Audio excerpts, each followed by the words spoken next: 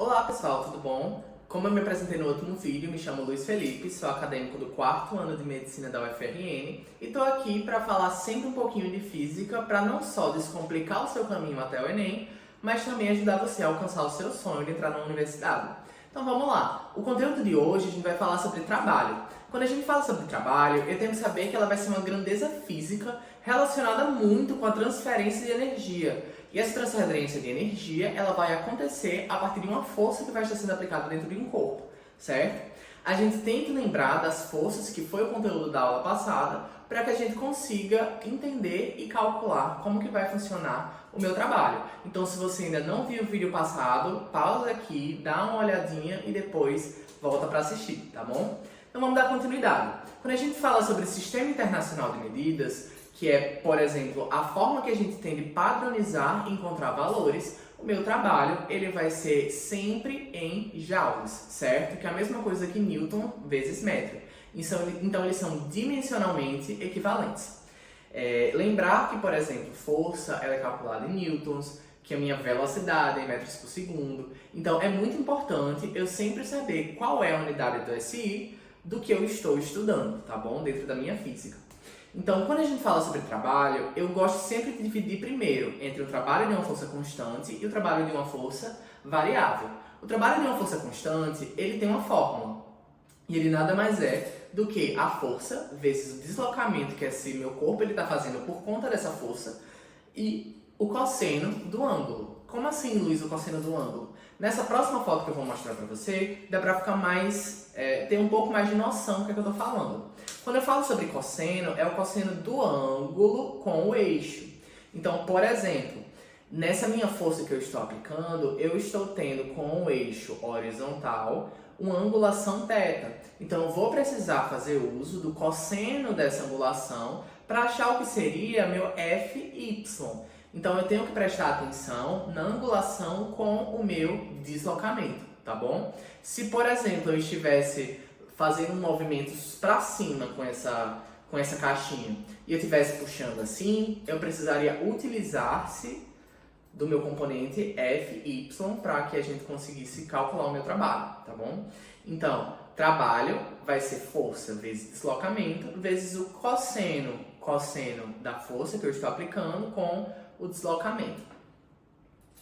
Já quando a gente fala sobre uma força variável, ela vai ser calculada por meio da análise do meu gráfico. Então aqui eu já não uso fórmula. Aqui eu já não tenho como dizer se eu botar força vezes deslocamento eu vou achar um valor. Por quê? Porque essa minha força ela é variável. Então, igualmente, o meu trabalho ele teria um valor diferente do que realmente acontece. Então eu preciso olhar para esse meu gráfico. Aqui é um gráfico difícil, porque aqui é como se fosse uma parábola, a gente já fica com maior dificuldade de calcular. Mas normalmente, deixa eu ver se eu coloquei. Coloquei sim.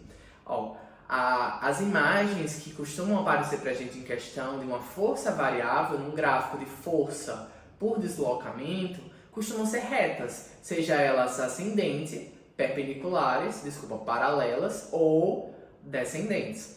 Para eu achar, então, qual seria o valor do meu trabalho, basta eu fazer a área da figura que eu estou formando. Nesse meu caso, se eu não sou muito bom em geometria, eu posso fazer a área de 2 triângulos e de um quadrado, ou de um retângulo, né? Desculpa, porque está fora de escala.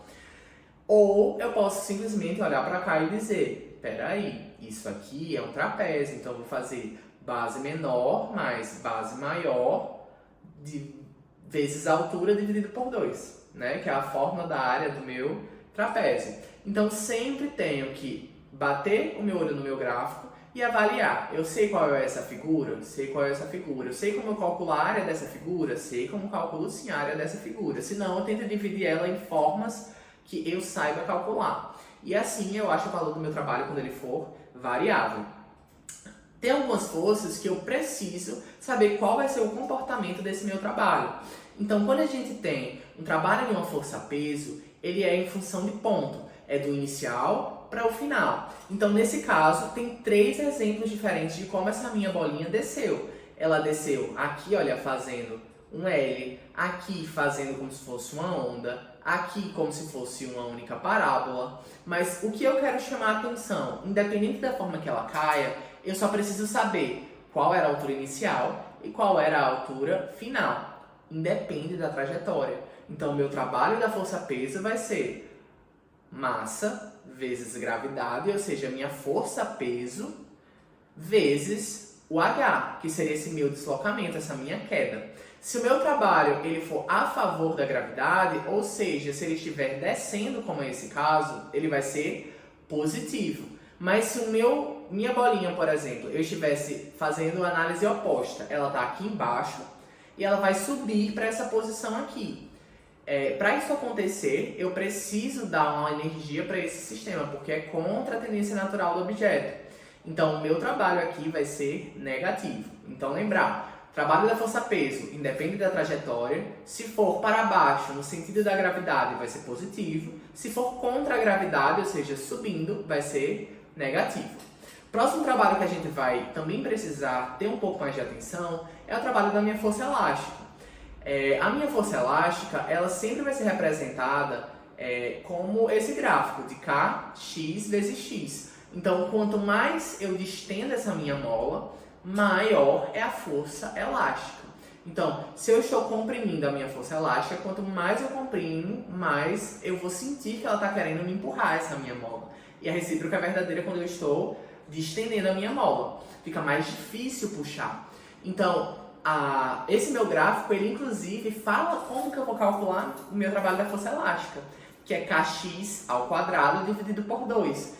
Eu vou ter uma força variável por um deslocamento. Isso é como se fosse um trabalho de uma força variável. Então, eu faço a área do meu gráfico. E a área do meu gráfico é base vezes a altura dividido por 2. Logo, Kx² dividido por 2. Certo? Já trabalhos de forças que eu não sei explicitamente como calcular, como essas duas, eu preciso avaliar quais são as que estão atuando sobre o meu corpo. Às vezes eu tenho uma força que é contra o meu deslocamento, como minha força de atrito, então eu vou ter um trabalho negativo. Eu vou ter uma força que vai ser a favor do meu movimento, então vai ser um trabalho positivo. E eu faço força vezes deslocamento vezes o meu cosseno, e a partir disso eu consigo ver se vai ser um trabalho positivo, se vai ser um trabalho negativo e assim sucessivamente.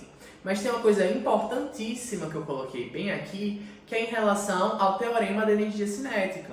Então, eu falo que o meu trabalho ele vai ser igual à variação da energia cinética. Então, se eu estou com um corpo que ele está parado no primeiro momento e depois ele vai ter uma velocidade, eu já estou variando minha energia cinética, que a fórmula é mv² dividido por 2. Então, se eu variar minha velocidade, eu vou variar minha energia cinética e, consequentemente, eu vou ter um trabalho resultante aí. E eu acho isso como, Luiz? Como está bem aqui embaixo. O meu trabalho vai ser igual a energia cinética final menos inicial. Consequentemente, a variação da energia cinética. Muito importante isso aqui. Tem questões que, se eu não lembrar dessa informação, eu não respondo. E, por fim, eu quero falar sobre algumas forças que não realizam trabalho. As forças são aquelas que são perpendiculares ao movimento. Então, se eu tenho qualquer força que está se comportando como centrípeta, centrípeta é aquela que puxa para o meio, certo? Essa força, ela nunca vai realizar trabalho. E se eu tiver uma força também que ela não provocar um deslocamento. Então, se eu estou com o meu objeto parado em um equilíbrio estático, por exemplo, eu não vou ter, nas forças que estão atuando ali, um trabalho, porque eu não estou tendo deslocamento, tá bom?